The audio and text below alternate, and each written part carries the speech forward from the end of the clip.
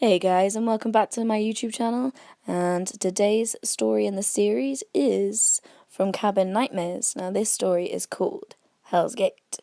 I hope you guys enjoy.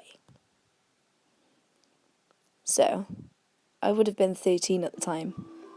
School I went to wanted all the new kids to get along, so they took us to some camp thing called Hell's Gate. Silly name, I know, but this isn't where it gets scary. We were split up into groups of about 10. Each group brought a room to sleep in.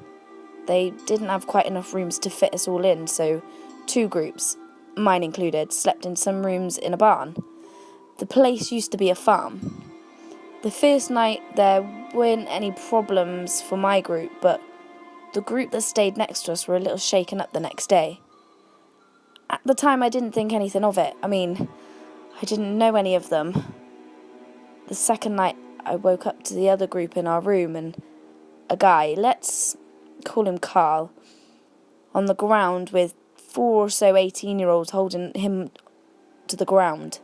Carl was a 13-year-old boy and 4 18-year-olds were struggling to hold him still. Carl was grunting in strange tones and his eyes were completely black.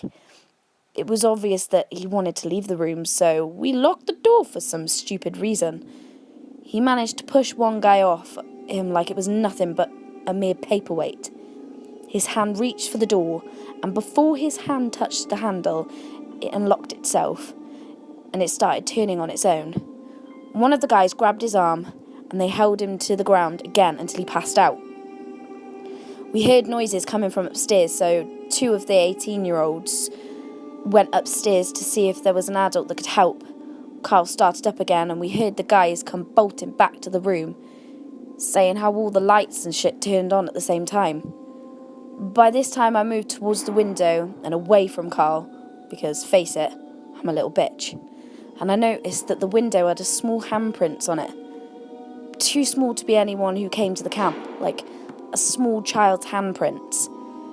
By the time Carl was under his 3rd attack, we all just shouted for help until the adults came one by one.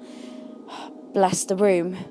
Thing is, Carl had found a necklace in the room his group was staying in on the first night. Whenever he was freaking out, the necklace was nowhere to be found. After the second night, the necklace was just gone.